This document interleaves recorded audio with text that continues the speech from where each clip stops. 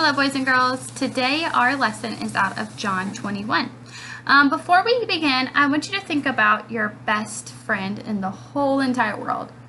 The one person that you always choose to play with on the playground, at school, maybe the one that always gets to come over to your house, even with everything going on. You get to see each other, or you get to FaceTime, or video chat with one another. Someone you just love being around. Think about that person.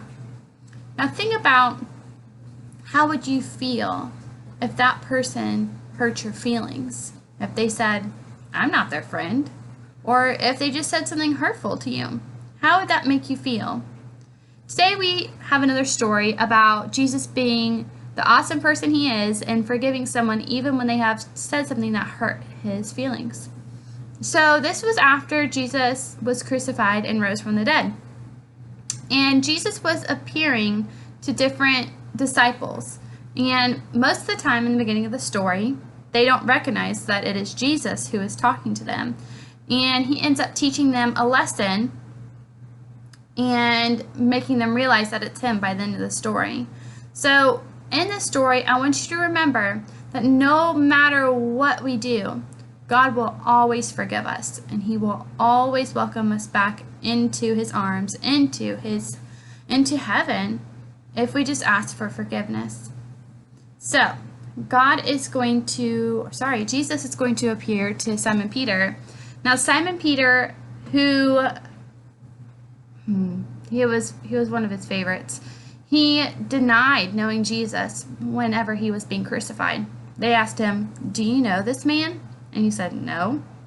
Another person asked him, "Do you know that the Son of God? Aren't you a follower of him?" "Nope, don't know him." And that happened a third time as well. A lot of the time in the Bibles, they do have these sort of repetitions of threes, and you might see it in other areas of your life in stories that you read, such as Goldilocks and the Three Bears, or the Three Little Pigs and the Big Bad Wolf, things like that. They're usually come in threes, and that happens in the Bible sometimes as well. So I'm going to start with, John 21, 1. I'm going to start at the very beginning. Afterwards, Jesus appeared again to his disciples by the Sea of Tiberias. It happened this way. Simon Peter, Thomas, Nathanael, the son of Zebedee, and 2 other disciples were together. "I'm going out to fish," Simon Peter told them, because a lot of them, before they became disciples, they were fishermen. And they said, "We'll go with you." So they went out and got into the boat, but that night they caught nothing. Early in the morning, Jesus stood on the shore, but the disciples did not realize that it was Jesus. He called out to them, "Friends, haven't you any fish?" Do you remember in our other story where Jesus told them to be fishermen of men? Sorry, I want to make sure I said that. When we talked about catching people, I think Jesus might have been talking about that here as well. Although at first he's just literally talking about fish in their boat. "No," they answered. He said, throw your net on the right side of the boat and you will find some." When they did, they were unable to haul the net in because of the large number of fish. Then the disciple whom Jesus loved said to Peter, "It is the Lord."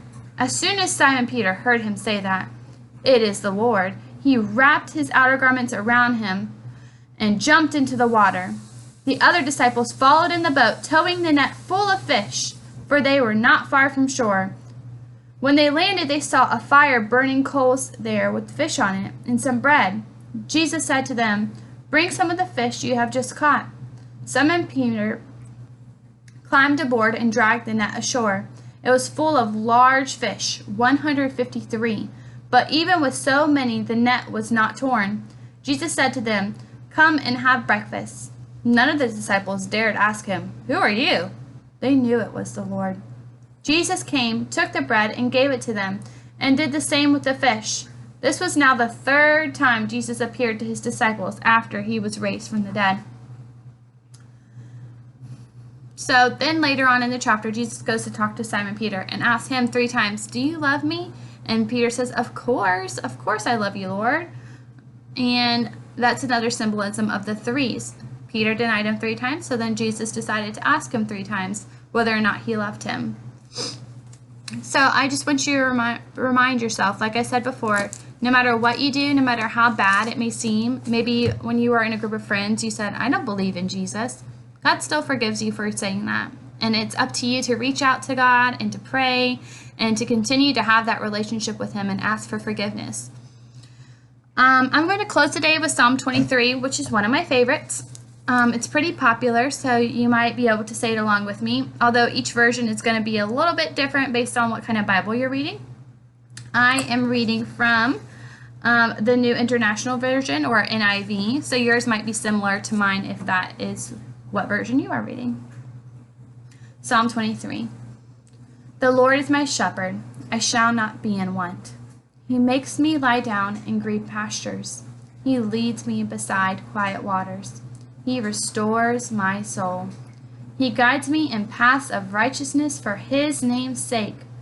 Even though I walk through the valley of the shadow of death, I will fear no evil, for you are with me. Your rod and your staff, they comfort me. You prepare a table before me. In the presence of my enemies, you anoint my head with oil. My cup overflows. Turn my page today. Surely goodness and love will follow me all the days of my life, and I will dwell in the house of the Lord forever. Have a great day.